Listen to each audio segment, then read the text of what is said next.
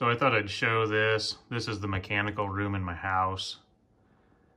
And this is a pretty small house, but it's a really small mechanical room. This is about 2 feet square. And I designed and built all of this. I was able to fit it all in this tiny spot.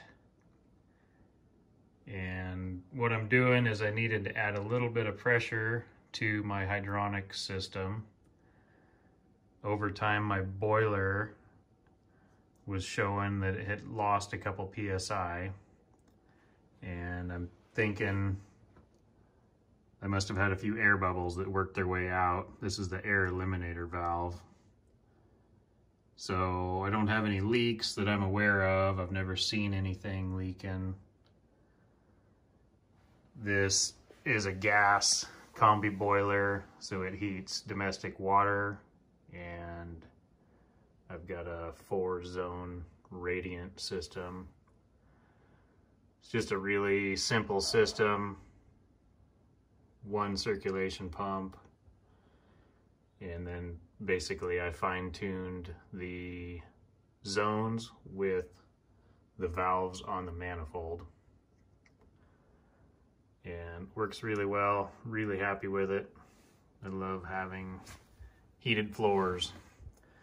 But anyway, I needed to put a little bit of pressure back into this system, so I thought I'd show the way I did it. This is a SureFlow 115 volt pump, and it is number 2088-594-154. It's just a 1 amp 115 volt pump.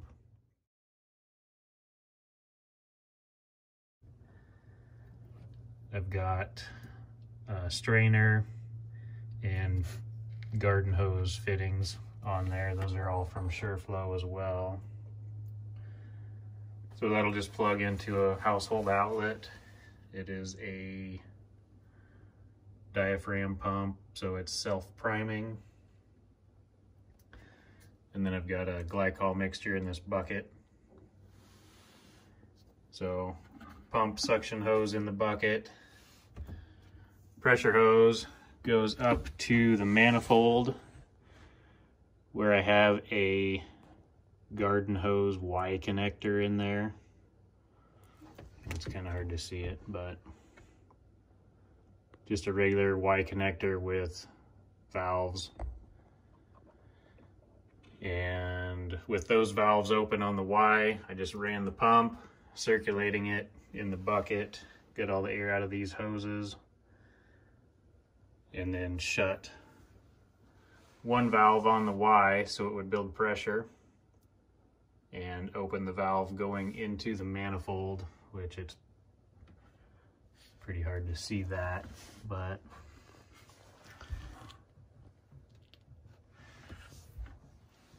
anyway, I was able to put a couple PSI back into that system. I think that was about a $70 pump.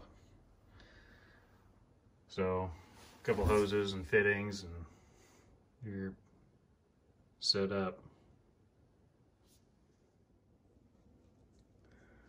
So this mechanical room is about 2 feet square, and it was a tight fit.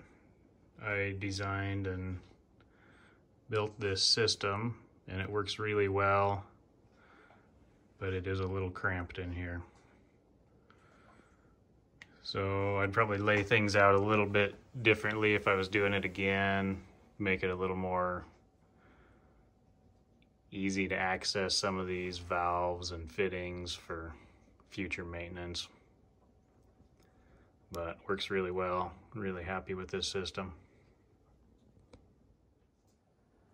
I don't know if I'll ever need to go to all the trouble, but on this boiler, right back here is your feed fitting, and I could actually tie into that with a regulator and just kind of leave this pump available to feed pressure into the system on demand. I don't know if I'll ever need to again.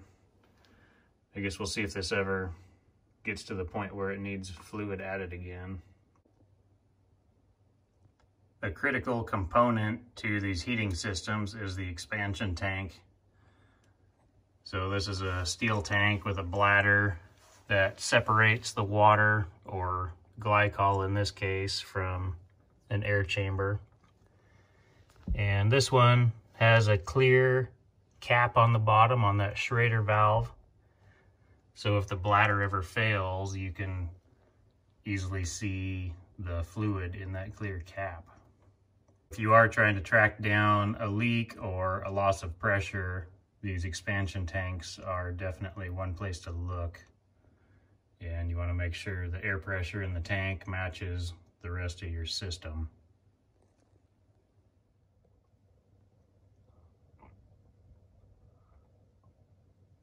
So I've got this tank mounted on a piece of strut attached to the wall, and then I fabricated this bracket.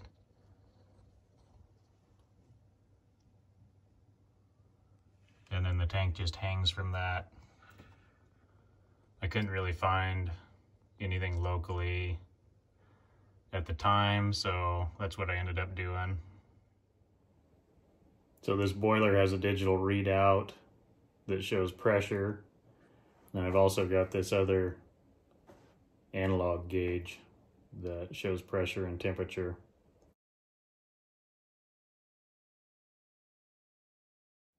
And they're not exact, they're within 1 or 2 psi of each other.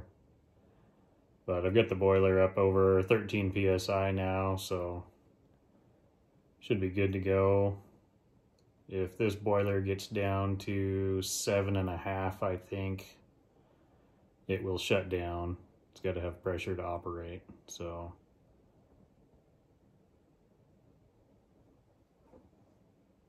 there you go. Hopefully that's helpful to someone, or at least mildly entertaining to someone else.